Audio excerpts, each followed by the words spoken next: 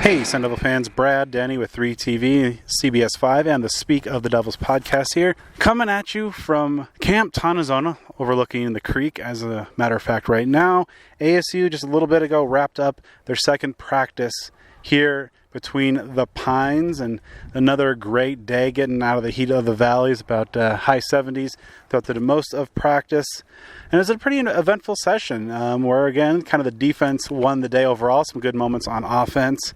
But overall, and then it kind of ended with a free-for-all with part of the Sun Devil Olympics, as they call it, where throughout the course of their time up here, the team is divided into different groups that compete in different games. Today was the dodgeball portion, very vigorous showing and competition. Guys really got into it. It was a lot of fun. Catch some of the videos I took on my Twitter at bdenny29. Running through the developments of practice today, they opened up with an install session and before moving to special teams. And then they went into an overtime period, kind of, Kenny likes to do some simulated game situation periods throughout practice. Today was, in this case, the first overtime period. This was a day in which the quarterback competition, Drew Pine, got the first reps. Again, they alternate between Bourget and Pine throughout the course of practices so far. The first drive with Pine began with a Jalen Conyers drop, unfortunately. Kind of not a great day for Drew Pine overall. And then kind of a low pass to Andre Johnson on a quick hit, but unfortunately so low that Andre had to drop to his knee to get it. That forced a third and long situation, but ultimately Drew was able to loft a pass over the coverage, and when you're going to throw something up, good idea to throw it Jalen Conyers' way. He was able to catch it, haul it down for the touchdown. Then Trent Bourget got the second series, had a scramble, took a sack a little bit later on, then got a swing off to Carlos Brooks, but ultimately was not able to find the end zone. Then there was some individual work, inside run was going on. The offensive line continuing with some guys dinged up a little bit and some shuffling around, guys moving on to different positions in terms of, with some left tackles playing right tackle, some guards, guys getting some time at guard. So it's, we're heading into the end of the second week camp, and starting offensive line has yet to really solidify. There's some health reasons there, so it's definitely something we'll track and talk a little bit more about on the next full Speak of the Devils episode. After that, they went into a team double overtime period. This one, again, started with Drew Pine getting the first drive, took a swing pass over, and then was really kind of a little bit off target. Overthrew a third down pass to give the defense a big-time stop. Trent Bourget's second drive went much better for the offense in general. A nice slant to Melquan Stovall got things underway, and then a crossing pattern for Stovall making his way from the right side of the field to the left resulted in a touchdown. Nice toss by Trent. The 2-point conversion try, of course being in a double overtime period simulation, was denied by defensive back Keith Abney, a true freshman who, again, continues to stand out, having a really strong camp, and you'll hear from him at the end of this episode. Drew then got another chance at the double overtime period. And this was another good showing by Deshaun Mallory, defensive tackle transfer from Michigan State. Was able to get in the backfield, swat away a pass, get in the face there. Isaiah Glass had the second of his 2 false start penalties on the day. But Drew was able to find Gio Sanders for a first down, but ultimately the drive ended with a tipped ball interception by Montana Warren. And that was just the first of 2 Warren picks of Drew Pine on the day. Warren continues to be an absolute sensational performer throughout fall camp. Of course, very strong in spring. The true freshman from Texas looks like he's pretty much entrenched now in terms of a guy who you can expect to be in that 2 deep at the safety spot. And then went over to the inside run. The defense continued to dominate, but Kyson Brown, the true freshman out of Texas, I guess a familiar refrain there, was able to get a bust to the left for a long touchdown run, but ultimately the defense was continuing to be in charge there. Moving on to the some 7-on-7 work that I was able to observe. Again, Drew was picked off by Montana Warren. Trey Brown nearly had a nice interception of Trenton Bourget. Was not able to bring it down, but showing off some of his coverage skills. And then the day ended with some teams work, kind of trying out some different formations. Drew Pine got a drive that started off with, ended with Melquan Stovall getting a nice third down conversion, but ultimately not able to get anything going. Bourget then was kind of stuffed by a little.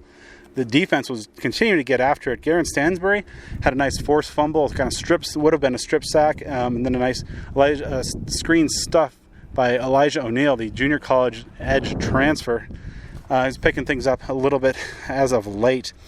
Drew Pine then had a series that was kind of stuffed. A good Michael Matus was able to kind of sniff out a screen, put it into that real quick, and then Abney with another good pass breakup to end that drive. And then Drew Pine had a nice drive, or a successful drive, I would say. He was a little bit scattershot there, but after a good DeCarlos Brooks run, there's a nice 3rd and long situation. He just kind of made a downfield heave while under pressure, and Jalen Conyers to the rescue. The big tight end was able to haul in the pass, get inside the 5-yard line. The defense did manage to stiffen up a little bit. Matus got a nice run stuff, and then Pine looked like he was able to find the tight end Messiah Swinson for a touchdown, but safety Xavier Alford was able to get there, knock the ball loose, and end the threat for the offense. And then right after that, the team went into the lively dodgeball session. So it was very competitive, very fun. A lot of guys having a good time out there. It kind of came down to the championship round. It was Trenton Bourget was down, I believe, 2 or 3 guys against him. Looked like he was about to make a game of it, but ultimately was pegged and had a ball in his hand that was dislodged, trying to deflect the throw. So he was out, and the other team win. I think it's an overall good day, lively day.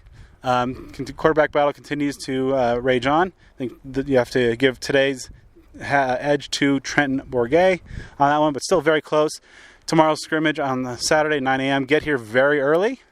We're being told repeatedly that it's expected a pretty big crowd, so it should be fun, lively before they come back down the hill that afternoon. And so to wrap things up on this quick hit mini episode, had a chance after practice to catch up with Keith Abney, the true freshman defensive back. As mentioned, had a really strong day. He's starting to put together a number of really quality practices. And fun fact, as a kid, he was a national champion rollerblader. So we talked about how that translates into football a little bit. So here's my first conversation with Keith Abney. Who's the best dodgeball player on the team after going through that? I feel like we got cheated, but I think the Regulators won, right? Sir. Yeah, the Regulators won. I'm the best player, though. Yeah. Nah. The best hooper and the best dodgeball player? Yeah. I don't know. But yeah, I feel like we got cheated, man.